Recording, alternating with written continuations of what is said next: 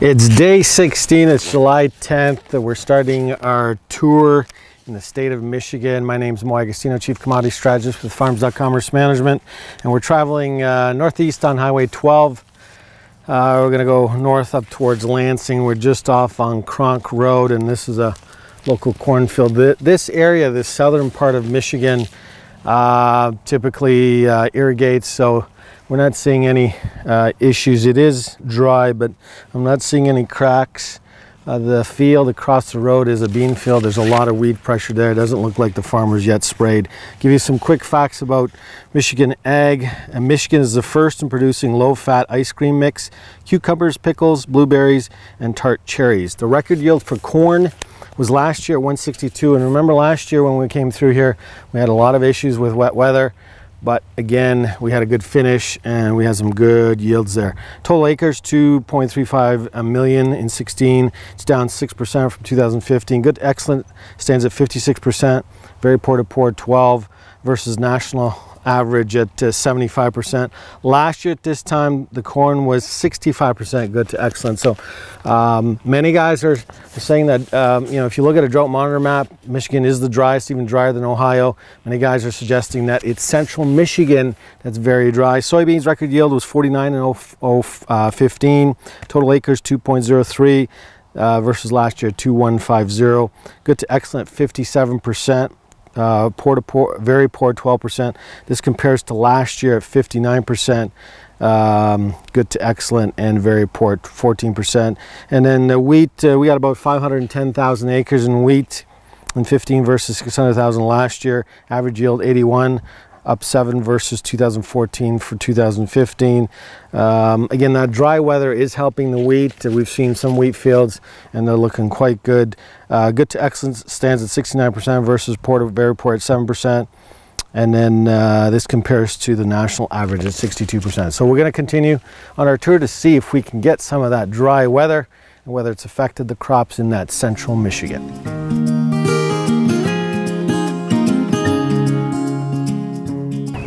It's day 16, it's July 10th. We're traveling north on 52, just north of Stockbridge, Michigan.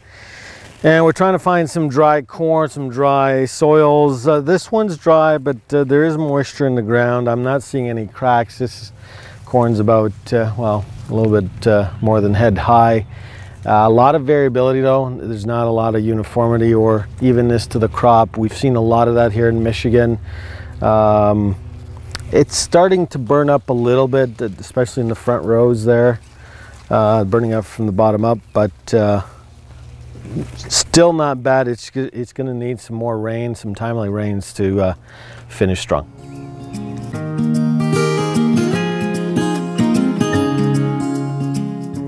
We're now traveling north on North Branch Road, just past North Branch, Michigan, and we've seen enough here in the state of Michigan to end the tour in Michigan, and we're going to end our tour for 2016 as well after 16 days. And this is a nice soybean field. It looks like it rained on this field. You know, there's plenty of moisture under the ground. So the Michigan's been one of the driest states. Probably Ohio comes a close second, but we're seeing the dryness affect the corn. A lot of variability. We're in the northern part of Michigan, so crops are not as far along as they should be. But you know, those crops probably were affected by some dry weather, and they're going to pollinate a little bit later. You're going to need some timely rains. There's rain in the forecast here soon, but the wheat looks the best. The dry weather probably helped the wheat the most.